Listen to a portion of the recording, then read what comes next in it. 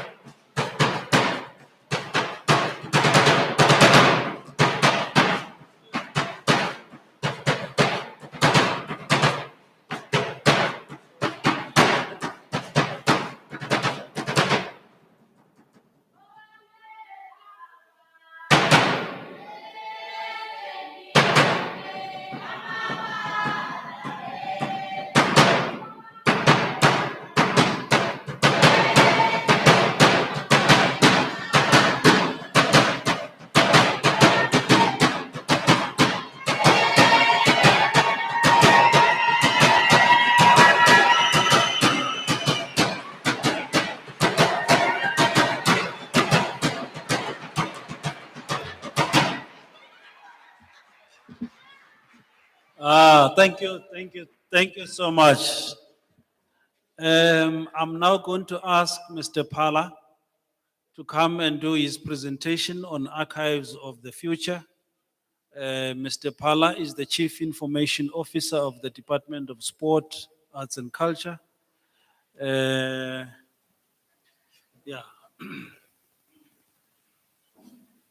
So thank you, Mr. Kekana, Program Director. Let me start by acknowledging our Deputy Minister of the Department of Sport, Arts and Culture, Memafu, as well as the MEC of the Provincial Department of Sport, Arts and Culture, Mefinis, and all the dignitaries here present. Those who are joining us online, you are all acknowledged. As introduced, my name is Sapar Pala from the National Department of Sports, Arts and Culture. I'm in the ICT unit, meaning we deal with technology. However, I'll try and simplify because I think those of us who work in the tech field, we tend to be too technical. In the process, we lose our audience. However, for the purposes of today, I'll try and simplify. I think my work has been made very easy by the Deputy Minister, in that she spoke, very well about artificial intelligence. I give you 10 out of 10. Then.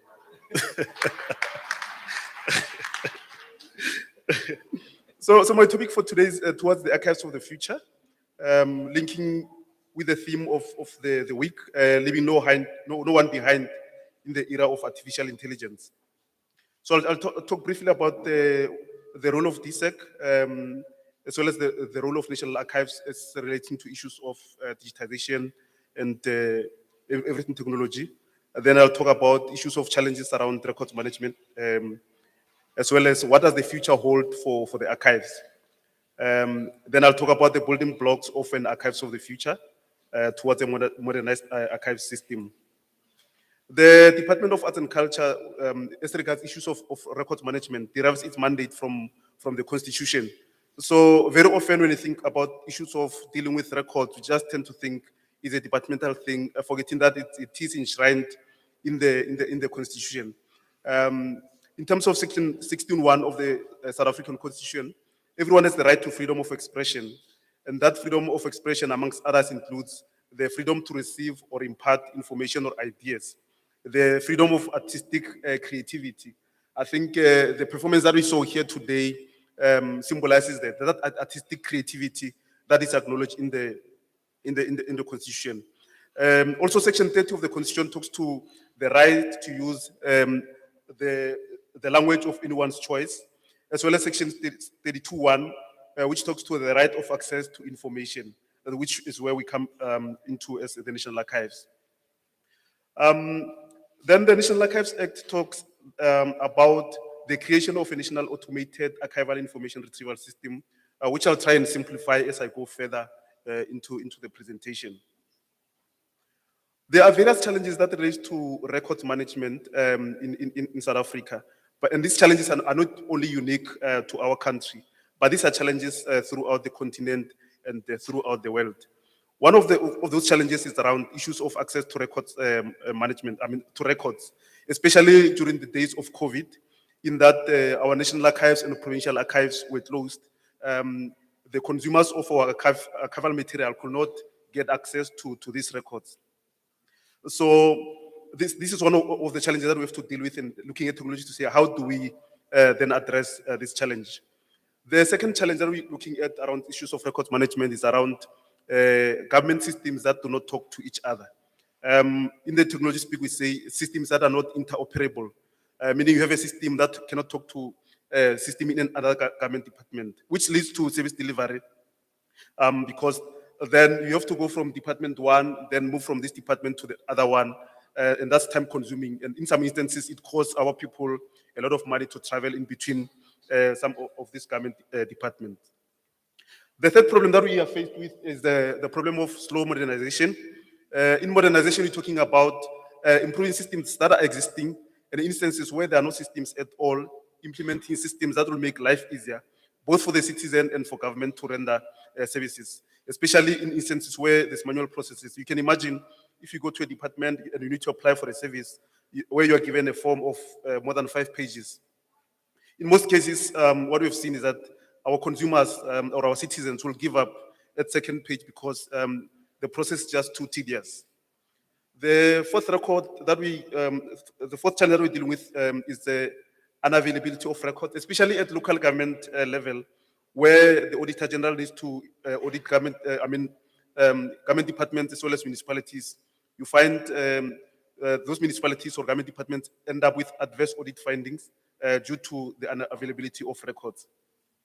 The fifth record, which talks to the issues of, if you look at the attendance of this session today, you have lots of young blood, and they hold the future of this country. And I think this fifth challenge then talks to them, because here we're talking about born digital records. These are the records that are digital from birth, from creation. And in some instances in the ICT world, we find when government departments move from one system to the other, some of these records are lost in that process. So what does the future hold for the archives? What is it that we need to look at or aspire towards in future for the archives? For the archives, we're looking at a sleepless archives that is available to the world, be they provincial archives or national archives. What do we mean by these sleepless archives? It's an archive that's available 24/7, 365 a year. Our school children now, they are always on their phones. And these are the people who do not have the appetite to actually go to an archives building to see what is in that archives building. They want information at their fingertips. So if you're talking about an archives of the future, it means we're talking about an archives that is available digitally. That should be accessible beyond your working hours. You cannot go to an archive building and you find, like if you come here, it will show you opening hours. So this new archive that we're talking about is an archive that will be available 24/7, that will be available online, accessible at any time, at anyone's convenience. This will be an archive that's available beyond borders. It shouldn't matter that somebody sitting in Europe or sitting in Asia, for instance, they should be able to access our archives.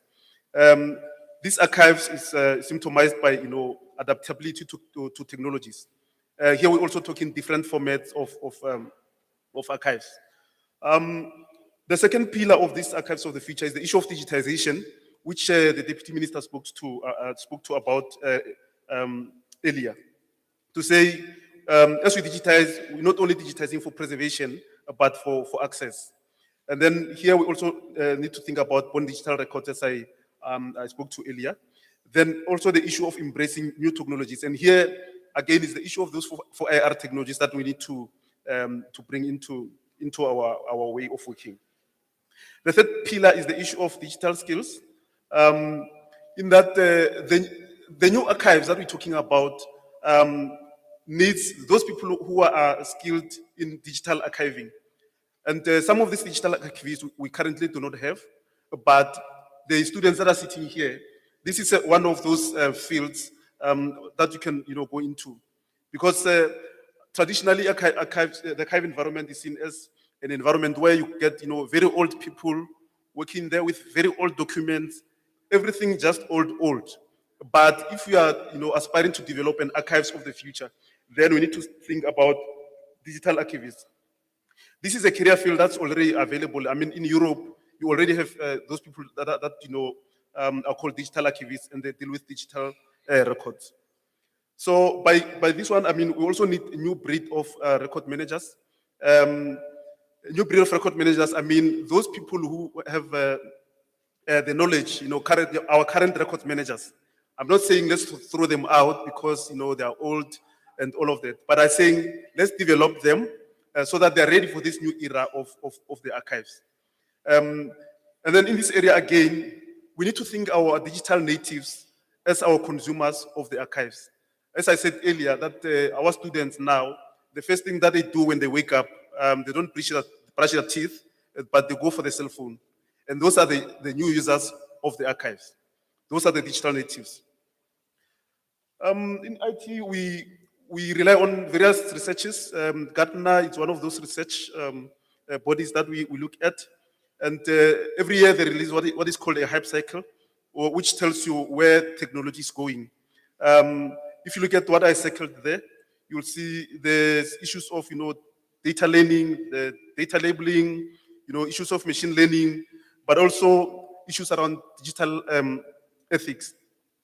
I'll talk to digital ethics as I go along, but issues like chatbots, I'm sure you've seen, if you go to websites of some of the private sector, especially in the financial industry, insurance or banking, when you open the website, there'll be a pop-up message there that says, how can we help you? Then you can type there, and this chatbot can talk to you. This is what we are aspiring for, to say, in future, we need to have a website for the National Archives or for the Provincial Archives, where if you go there and you open that website, there'll be a chatbot that will ask you, how can we help you? And you can say, I'm looking for records about Nelson Mandela. And then it should be able to respond there and then to tell you, these are the records that we have about Nelson Mandela. These are the records that are available because they are digitized. And these are the records that are available at these provincial or at the National Archives.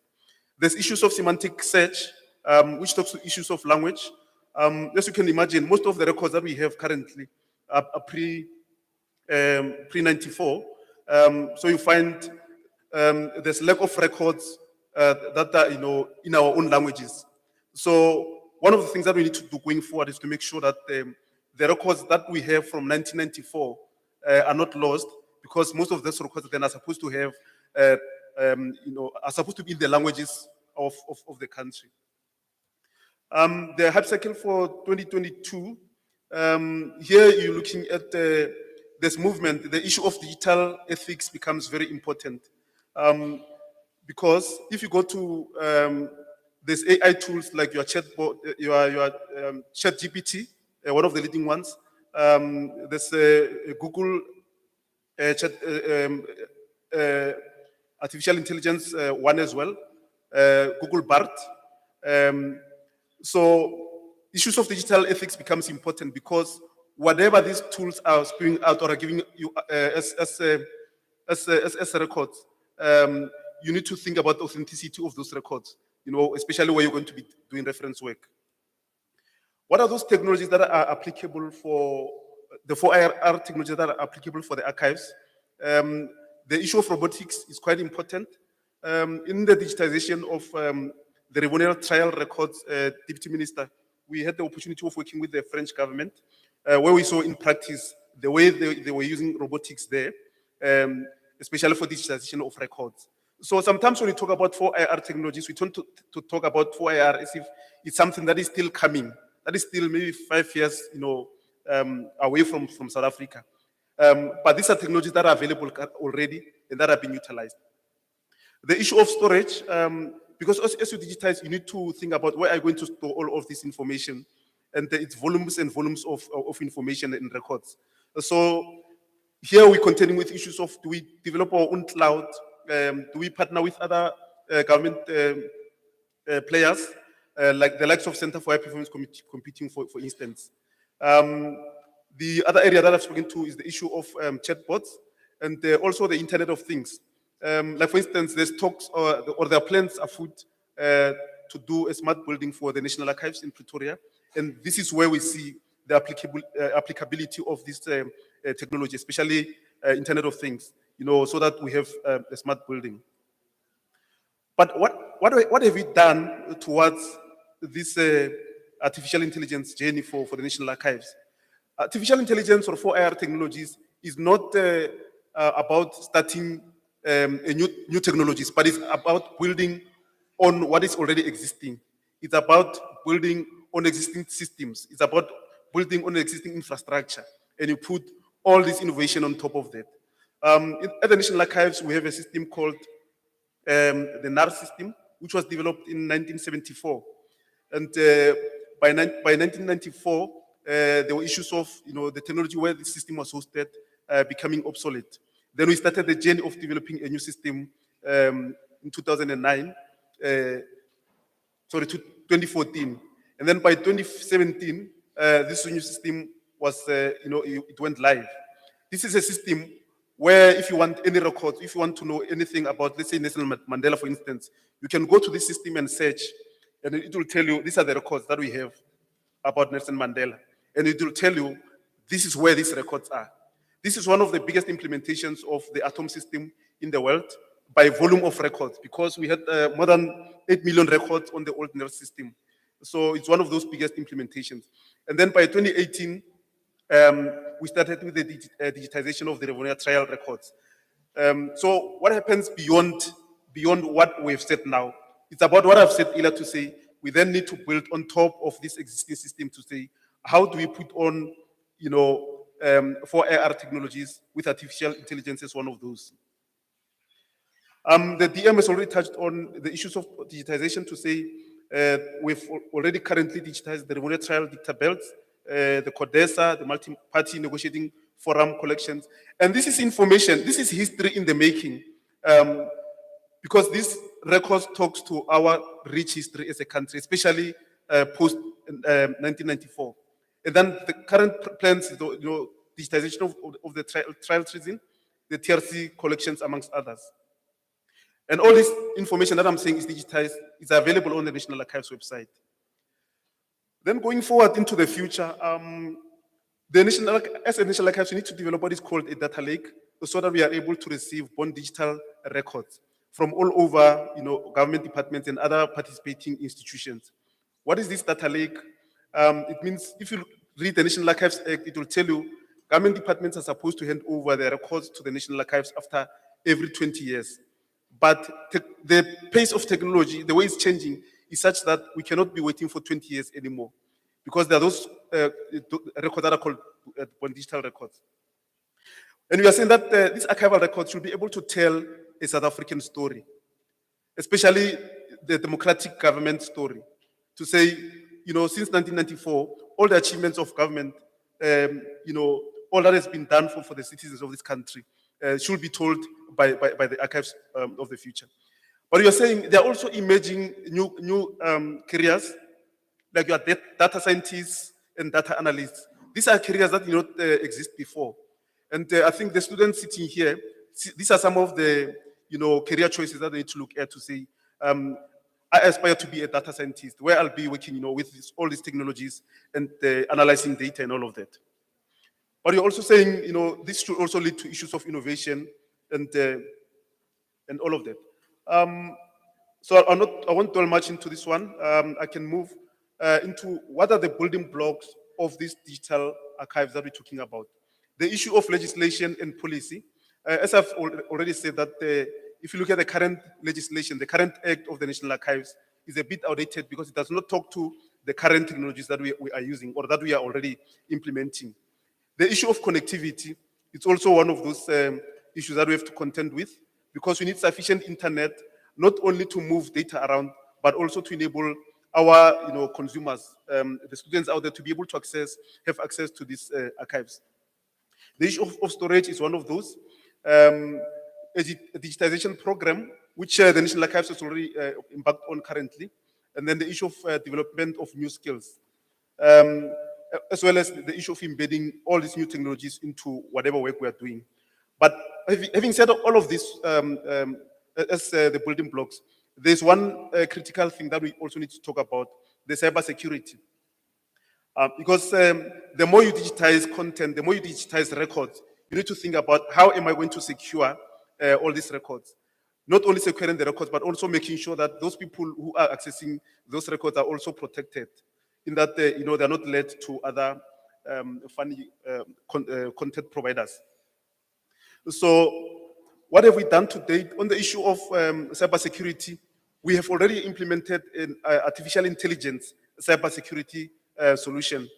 This system, which is artificial intelligence based, it studies the behavior of different users. As you connect into our network, as you connect into our systems, it will study your behavior and it will be able to tell, is this a legit connection or is this something that's meant to attack us? We are also starting to invest more money in storage. Previously in ICT, we used to buy a lot of servers. And then after 3 years, you buy other servers and all of that. But our thinking has changed because of the direction that we are taking in technology to say, we are going to invest more in storage as opposed to servers.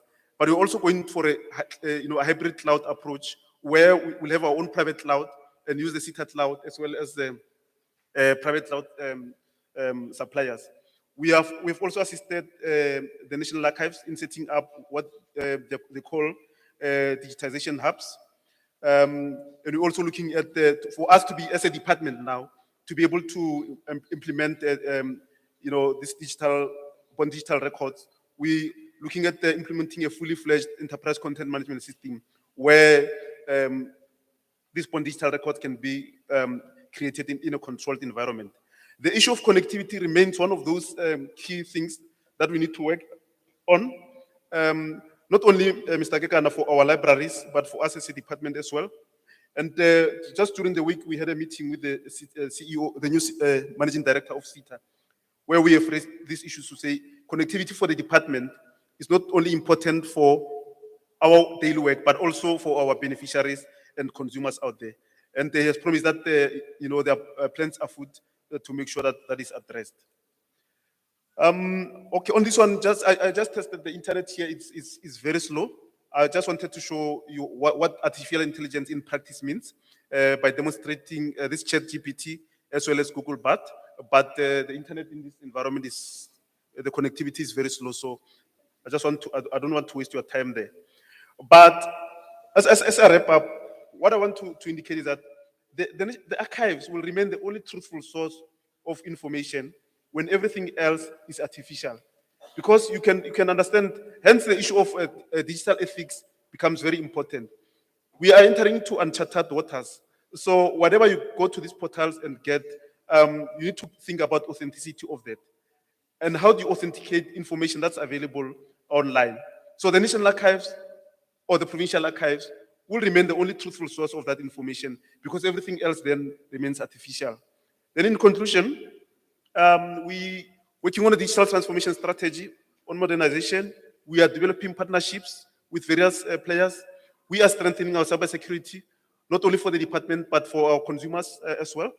But we're also building a strong case for financial resources. The Deputy Minister, you remember, she highlighted that earlier to say the issue of financing, especially of digitization, becomes very important as how you approach it. Because if you come up with a very big ball figure, it becomes difficult for people to approve. But if you break it down into small, manageable chunks, then it becomes something that people can look at. The issue of reskilling and recruiting a new breed of archivists, especially digital archivists, as I've already highlighted, that I see some potential digital archivists in this room today. And I think, the challenge is for you as students as well to go out there and start learning around this area of archives. I thank you.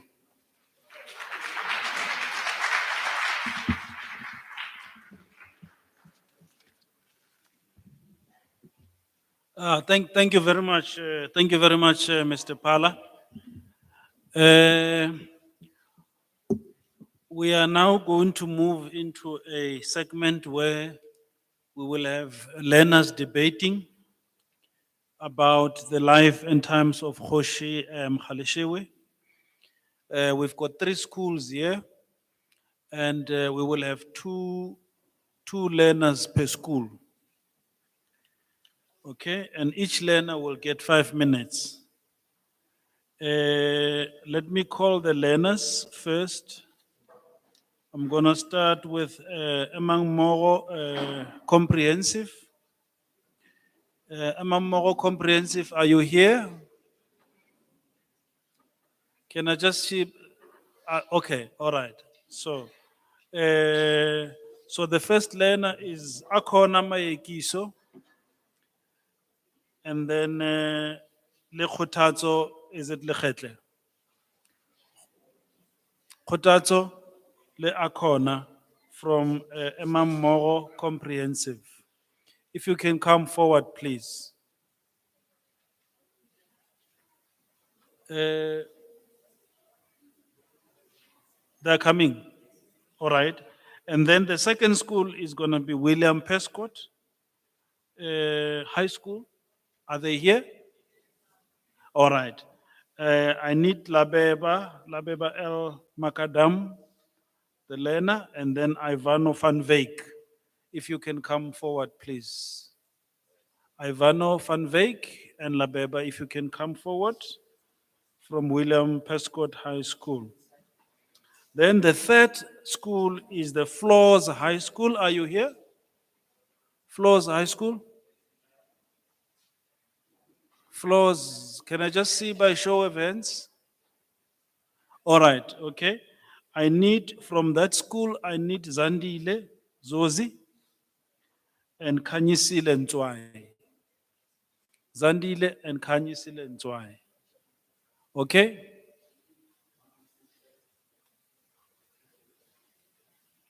So, I don't know, maybe you can then take over.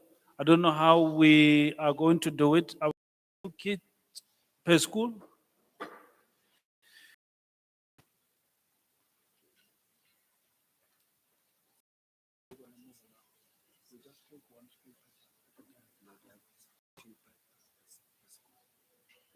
I'm saying you're taking two from the same school. Yes. At the same time. Yes. Finish, we go to another school. Okay. All right. So what we will do is that, let's see, which school are we gonna start with? Okay. Is there anyone here who would like to start first? Okay, no. Let's start with Floors High School. She's confident. Yes. Which school are you from? Floors High. Yeah. So let's start with Floors High. It's gonna be Zandi and Kanyisile. All right? 5 minutes each. You want to use this one? Okay, yeah. Go ahead, go ahead. There's a mic there. Thank you very much.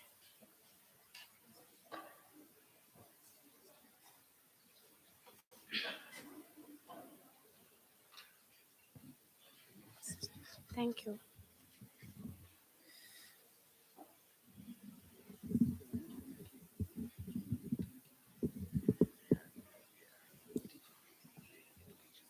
Thank you.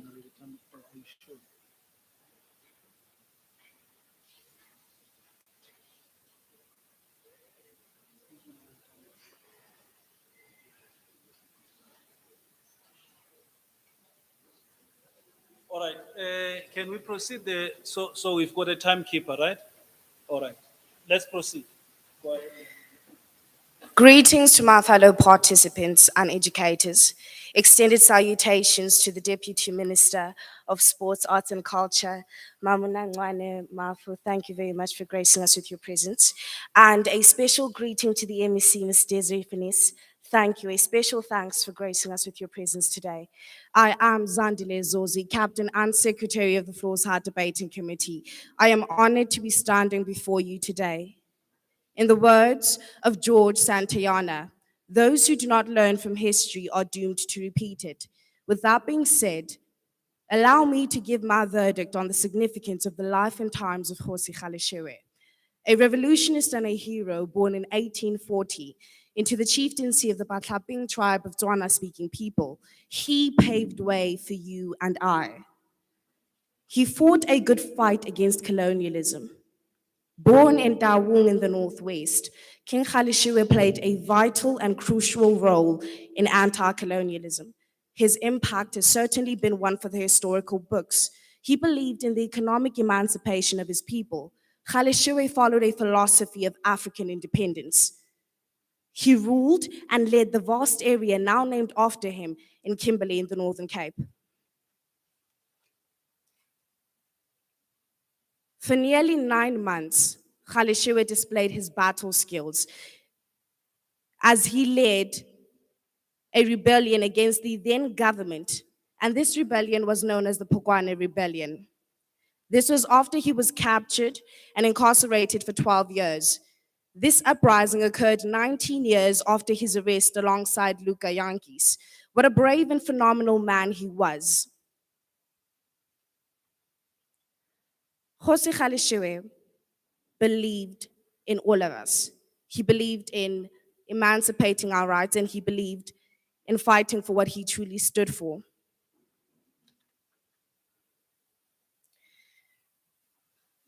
Unfortunately, Laika Yankees was killed and Galeshewe recaptured. This brought distress as the Batlaping lost their land. This time around, he was incarcerated and sentenced to 10 years in prison. He was arrested multiple times throughout the course of his life and career. This proves that he was willing to die for a principle he had lived by. This legend achieved much prominence throughout his life and time. Firstly, Galeshewe posthumously received the Order of Mendi in gold for his bravery in leading a rebellion against repressive colonialism government and economic emancipation of his people. Secondly, the South African Navy named one of its ships after Kgosi Galeshewe. The largest and most popular township in Kimberley is named Galeshewe. And lastly, on April 27, 2018, the Northern Cape government unveiled a monument in honor of Kgosi Galeshewe, Luka Yankees, and Kgosi Toto for their efforts in fighting colonialism oppression.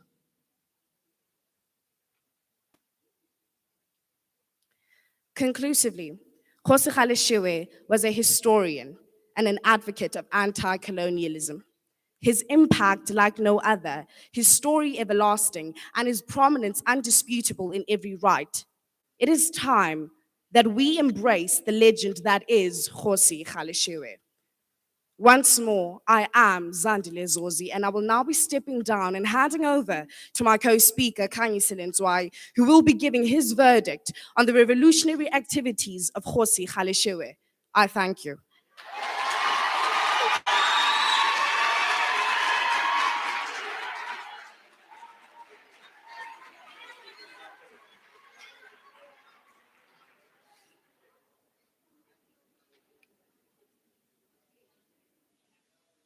Greetings.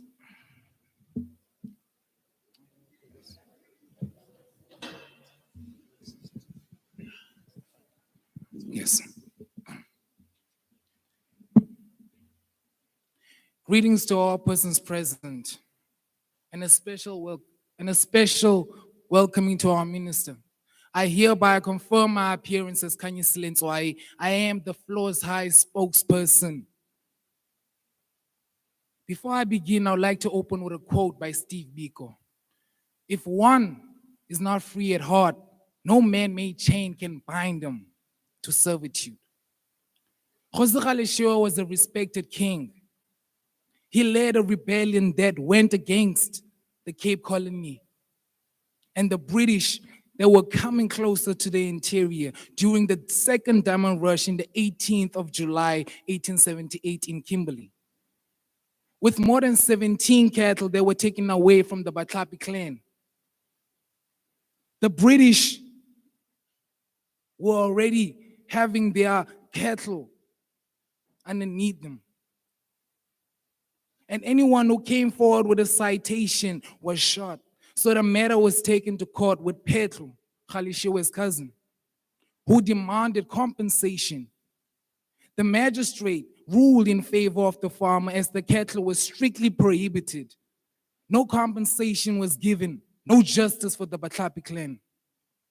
This was later known as the Bukwana Rebellion. Most indigenous people used cattle as currency, and they used it to trade with other tribes like the Tlego. Galeshewe supported groups like the Voortrekkers, who were at war with the British to control the Transvaal. Galeshewe was a man with morals, and no one could debate his impeccable way of fighting for what he believed in. He was later captured by the Cornell troops who were tracking him down for several months. On the 26th of August, 1878, he was sentenced to 12 years in prison for his role that he played in the uprising, which had Tlego and the Rolong tribes who joined forces with Galeshewe to abolish these laws. He was a man who fought for justice. He was a man that fought for freedom. And he was sentenced to prison. And he escaped only to be recaptured. He was later tracked and surrounded by Dinson and his troops. And he served 10 years in the Robben Island as his farms were confiscated by the Cape Colony government that was in response to Kgaleshiwe's actions. With Kgaleshiwe in prison, the Pokwane didn't have a leader.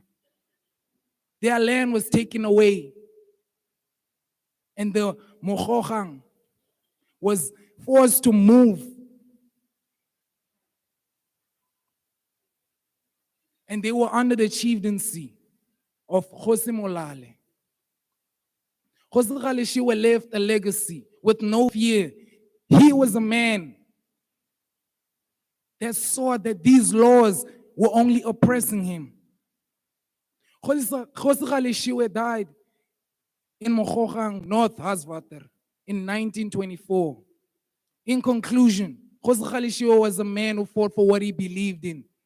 He was arrested multiple times in his life, but they broke bones. But his spirit was never broken. I thank you.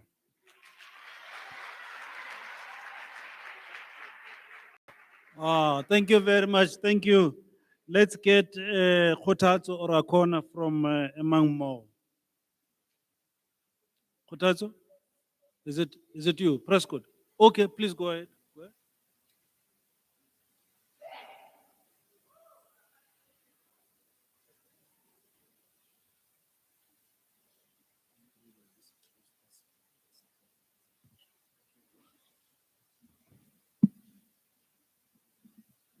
I think a little bit upper.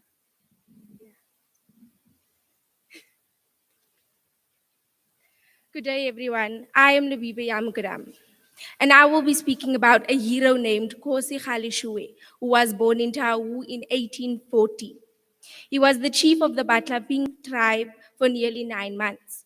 Kgaleshiwe displayed his battle skills as he led an armed force against the oppressors in a rebellion. He remained true to his beliefs and under terror to fight for what he stood for. As part of his struggles with the colonialists, he had his fair share of problems with the government when they captured him in 1878, following an attack on Cotsworth Hill near Tau. Thus followed the attacks he co-mounted on isolated traders and farmers in retribution against laws that disadvantaged the economic activities of the Botswana people. I'll now be handing over to my co-speaker, Ivano van Wyk.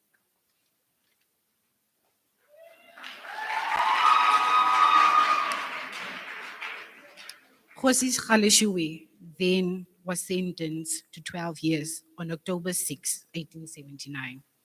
When he finished his sentence, he joined forces with neighboring groups where he was captured again and sentenced to 10 years.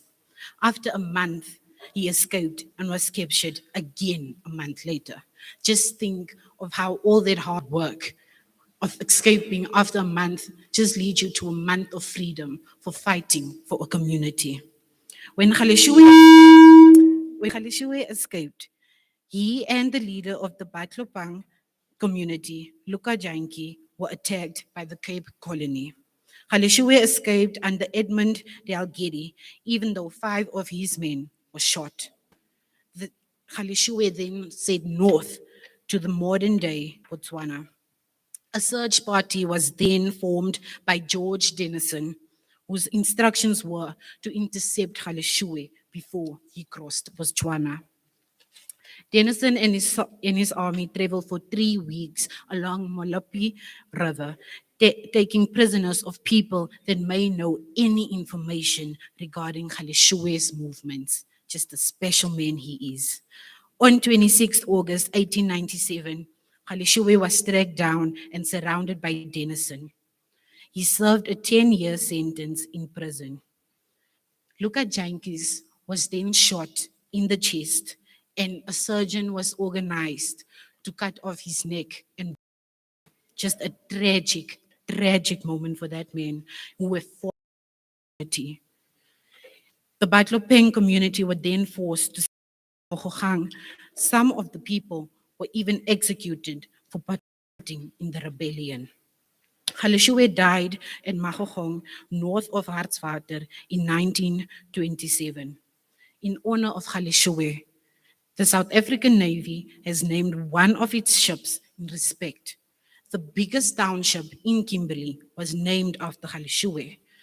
On 27 April 2018, the Northern Cape government unveiled a monument to honor Kgosi Galeshewe, Luka Yanki, and Kgosi Tutu for their efforts in fighting back. After his death, Galeshewe received the Order of Mendi for bravery in gold for fighting for his community and for fighting for a better South Africa, a better community where all the police officials would work when there is crimes. Because in their time, kettles were shot and their permission to get police officials to help investigate was denied. So just think of this man, Kgosi Galeshewe, a man who fought for us, a man who fought for a better community.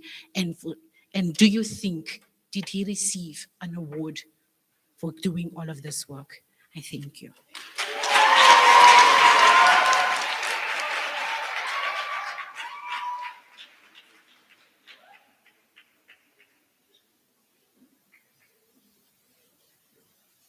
Okay, thank you very much. Now we've got the last school.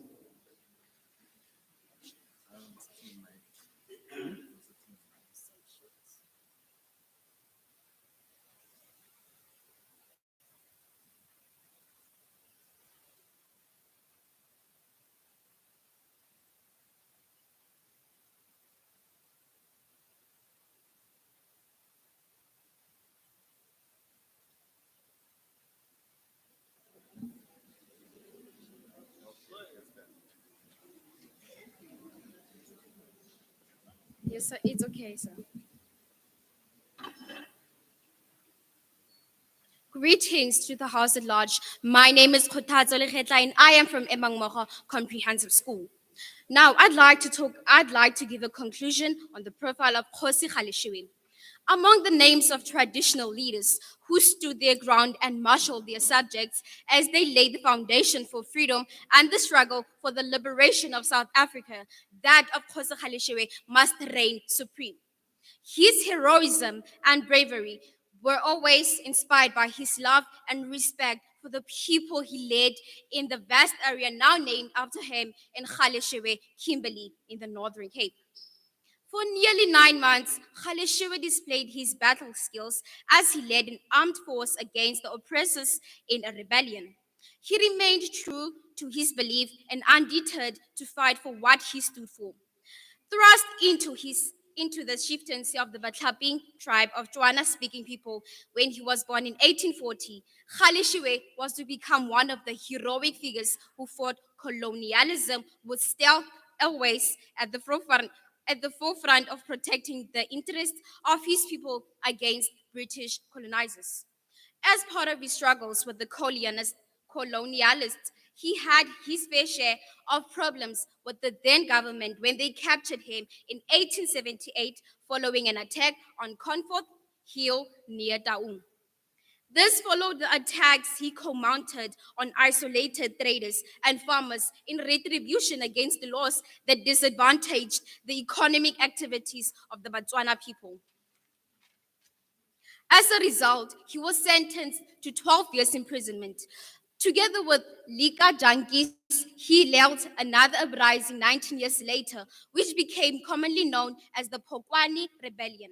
Subsequently, Jankies was killed and Galeshewe recaptured, bringing in a distress to his people as the Batlaping lost their land, with some of the people executed for participating in the rebellion. Kgosi Galeshewe was the leader of the Batlaping in Polokwane, Hartswater, who in 1878 was imprisoned for 12 years after an attack on Comfort Hill, was compelled to take a stand after his people complained on a daily basis to him about developments within their area. He declared openly and loudly previous months before this incident that he would never permit to be killed. He had stated that he himself would have to be killed. The cattle belonged to his people. At this point, some form of protest became imperative. Honors and significance. Galeshewe posthumously received the Order of Mendi for bravery in gold for his bravery in leading a rebellion against the repressive laws of the colonialist government and for economic emancipation of his people. The South African Navy has named one of its ships after Galeshewe. The biggest township in Kimberley is named Galeshewe. On 27th April 2018, the Northern Cape government unveiled a monument to honor Kgosi Galeshewe, Luka Janki, and Kgosi Toto for their efforts in fighting back against colonial oppression. The event was held at the Kuruman Information Center. Kgosi Galeshewe was a leader who believed in freedom for the people of his country. He refused to be oppressed by the colonizers from British. He was a chief of the Batlaping who portrayed the qualities that a chief should. He was an anti-colonial revolutionary and orchestrated rebellions against the Cape Colony government. The Galeshewe township in the Solplaatje municipality, Kimberley, has been named after him. Kgosi Galeshewe of the Batlaping was not only a chief, he was not only a leader, but a person who cared and played out the role of being a rebel for a good cause. He was arrested many times. Despite the arrests, he had that fighting spirit within himself. He was a self himself and his people. What a true chief. Thank you.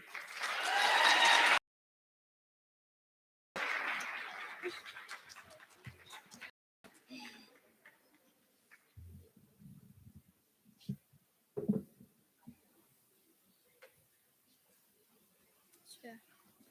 It's okay.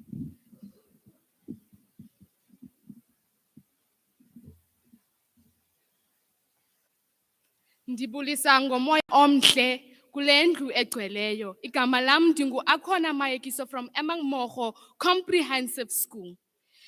Every story has a moral, and every story has three sides to it. The truth, my truth, your truth, and the truth itself. The story that has brought us here together, for us to listen together, for us to learn, to relearn, and discover who we are.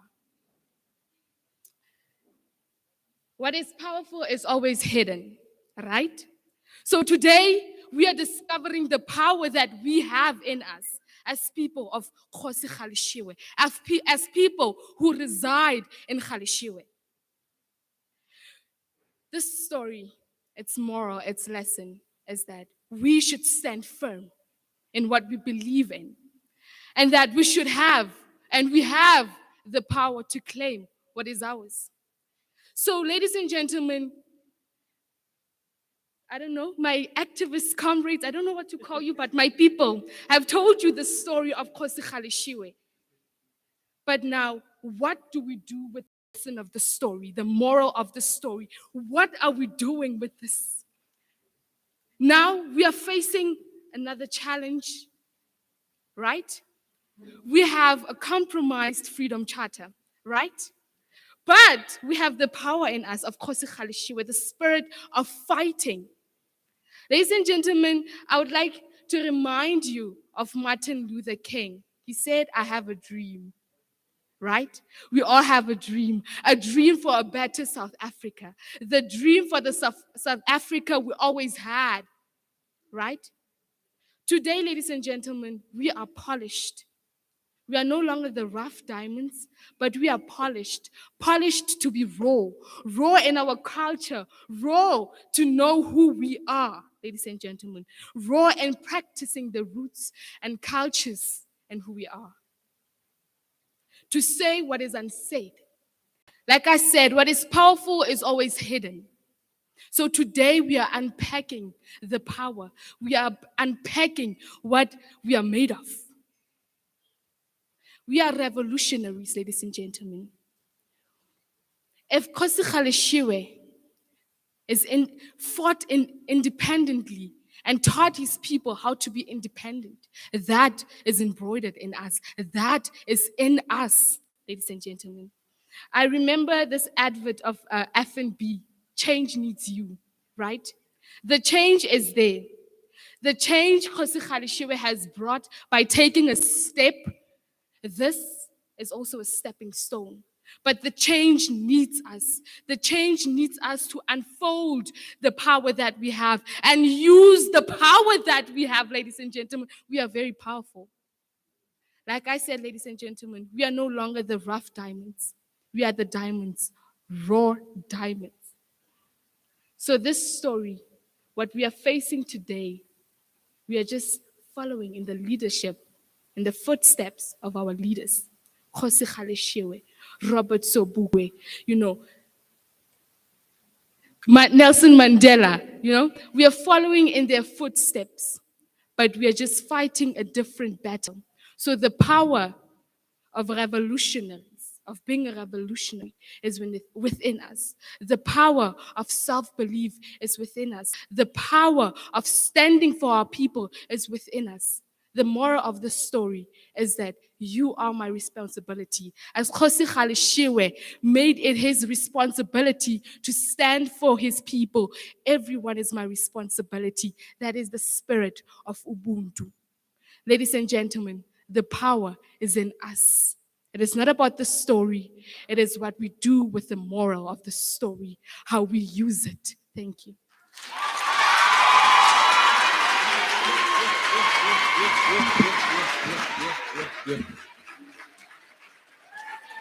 Ah, powerful, powerful, powerful, powerful. Really. Give them another round, please. This one's. This one. No, this is really powerful.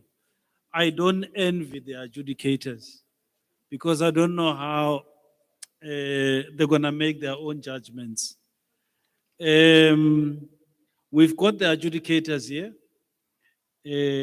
I'm sure they've made their own assessments. We're gonna give them 2 minutes each to hear.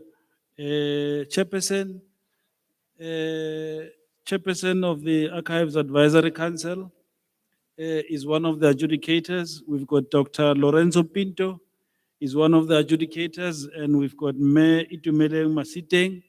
I don't know how you're gonna make it, but if you can come forward, please, so we can hear your.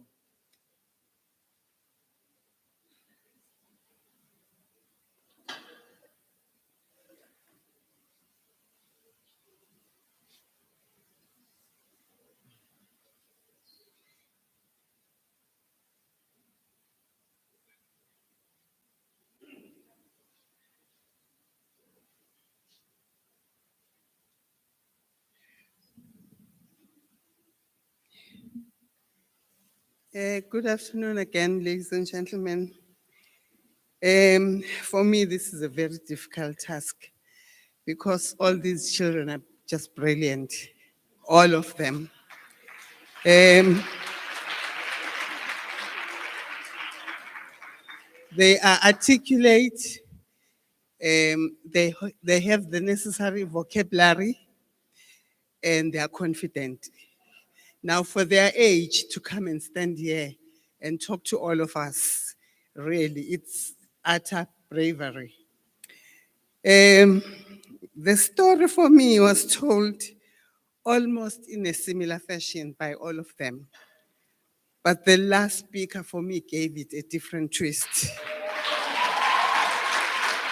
Because she intertwined the history with the present, what it is that we need to carry from the historical narrative into the future.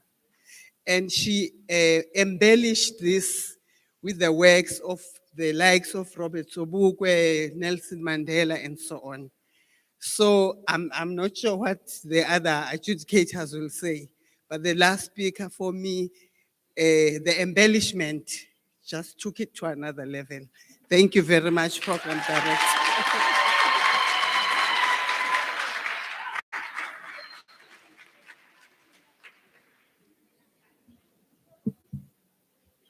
Okay.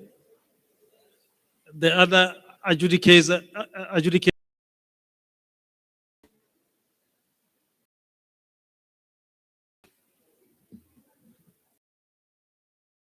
afternoon, and thank you very much for a wonderful. From our side, the most outstanding speaker is from Flows, the second speaker. Thank you very much. And the first school also is Flows, followed by Emang Mojo, then William Prescott. Thank you very much.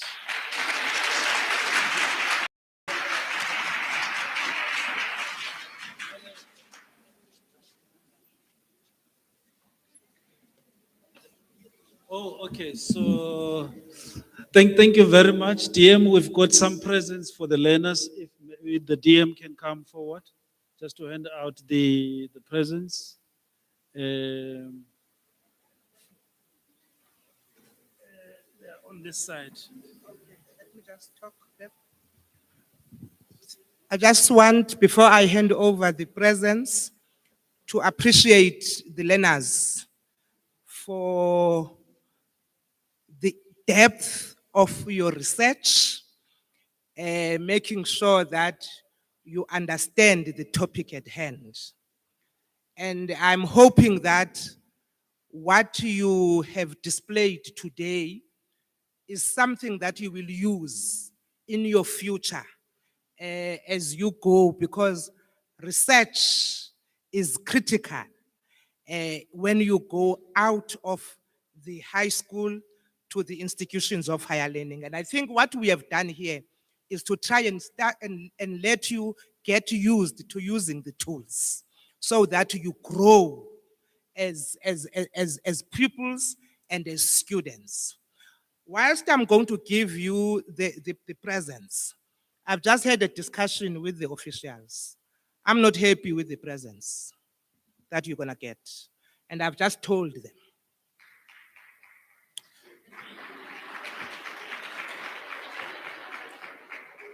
I'm going to hand them to you, but I am coming back to Kimberley on the 23rd with the netball trophy.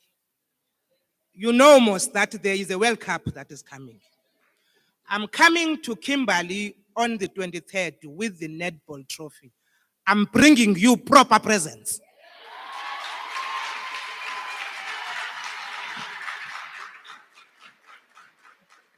And I will visit your schools, all three of them, to bring the presents myself.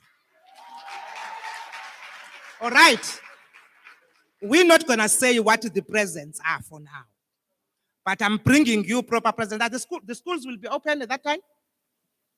The schools will be closed. So how am I gonna get hold of you? You will find me. You will make a plan. Okay. So as I'm hand over, this is the presents I must hand over, Puleng. Okay. What is this, Puleng? All right. So I will see you on the 20th. The trophy is arriving on the 23rd. We will see you on the 22nd. I will sleep here on the 22nd because I have an appointment with you. All right? Okay.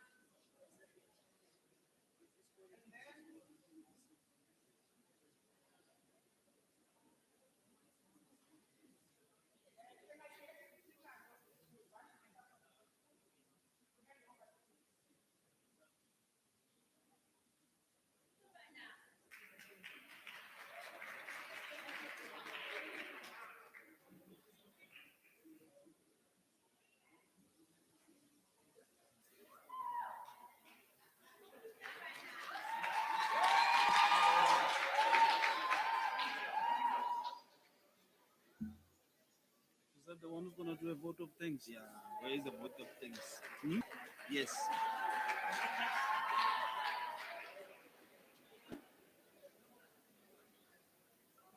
Did you talk to them? Yes. Mr. Francis Park. Mr. Romotsang, Sorotsang, Yes. Sorotsang. Oh, okay. So then we are done. Then we are done. District coordinate Francis Partner, the hosting district Francis Bar Yeah, District. district. Ah, it's fine. coordinator. Sure. Listen, yeah, okay. So then we are done.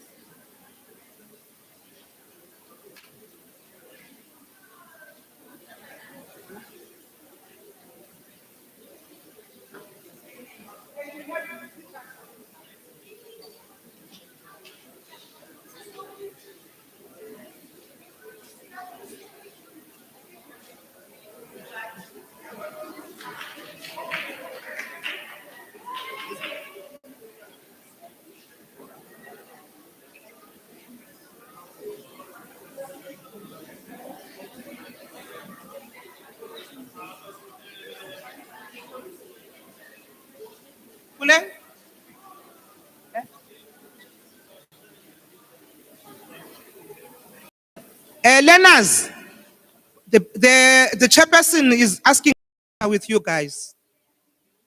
If you can come back, please. The learners, please.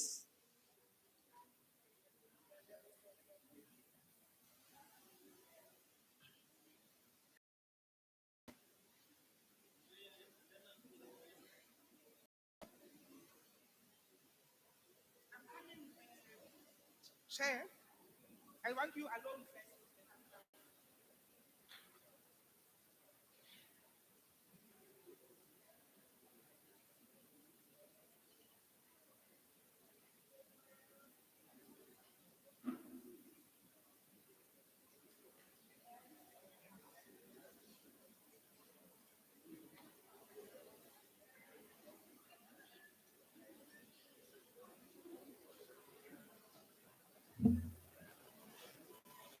Okay, thank you very much. I'm sure they deserve another round, please. Thank you so much, and well done. I must indicate that the feedback that we have online of everyone who's listening online on Teams, it's very positive for all the learners. So thank you so much. Before I ask Ms. Khomotsang Sokotsane from is it Francis Bar district, right? Francis Bar, to give us a vote of thanks. I want to indicate that although we may be done for this program, we are not done for today, right? There is still a program tonight. We are launching a book at the Salga Auditorium. The program there will start at 6 o'clock. Those of you who are interested, there's a table outside. You can go and register there. If you want to join us for the book launch this evening, there's a table outside. If you can go and register there. All right, so thank you very much. Good day, ladies and gentlemen. We want to take this opportunity as the Francis Bar District to have been given this august opportunity to host the launching of the Archives Week. I see Maflatella here. Thank you, Mom, to see you again once more among us. We want to thank also the Deputy Minister as well as the MEC for having graced this occasion. We want to thank all of you who are here, the media, the school learners, the community of Halishiwe. Now that you heard what Halishiwe stands for, I know you're going to do what the last speaker said about Halishiwe. Want to thank you very much, the Department of Education, the Department of Sports, Arts and Culture, everybody who participated in this program. May the good Lord bless you. Thank you very much.